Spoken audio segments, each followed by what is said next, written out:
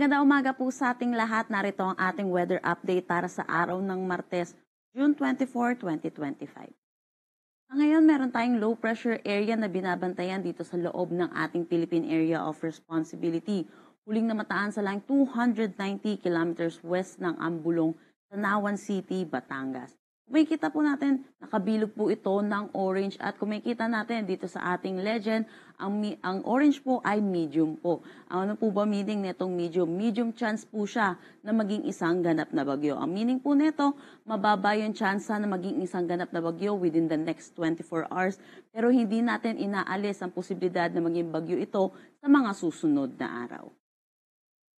Sa ngayon, meron pa rin naman tayong southwest monsoon or hanging habagat na patuloy na umiiral dito sa may southern Luzon, pati na rin sa Visayas at Mindanao. Ito rin po yung nagdadala ng mga malawakang pag-ulan, lalo na dito sa western section ng ating bansa.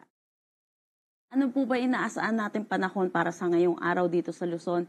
Inaasahan natin magpapatuloy ang mga kalat-kalat na pag-ulan dulot ng habagat dito sa may Metro Manila, Calabarzon, Bicol Region, pati na rin dito sa may Mimaropa. Para naman sa nalalabing bahagi ng Luzon, inaasahan natin magiging maaliwalas ang kanilang panahon, pero asahan din natin yung init at alinsangan, lalo na sa tanghali hanggang hapon, na may mataas na tsansa ng mga pag-ulan dulot ng localized thunderstorm, lalo na sa hapon at sa gabi. Agwat ng temperatura for Metro Manila, 24 to 30 degrees Celsius, Lawag, 26 to 31 degrees Celsius. For Tuguegarao, asahan natin ang 24 to 33 degrees Celsius, Baguio, 17 to 23 degrees Celsius. For Tagaytay, 24 to 29 degrees Celsius, at Legazpi, 25 to 31 degrees Celsius.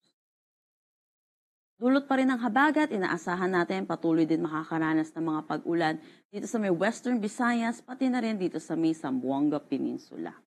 Para naman sa nalalabing bahagi ng Visayas at Mindanao, asahan din natin ang maliwalas na panahon, pero asahan din natin yung mataas na tsansa ng mga panandaling ang pag-ulan dulot ng localized thunderstorm, lalo na ito sa mga hapon at gabi natin.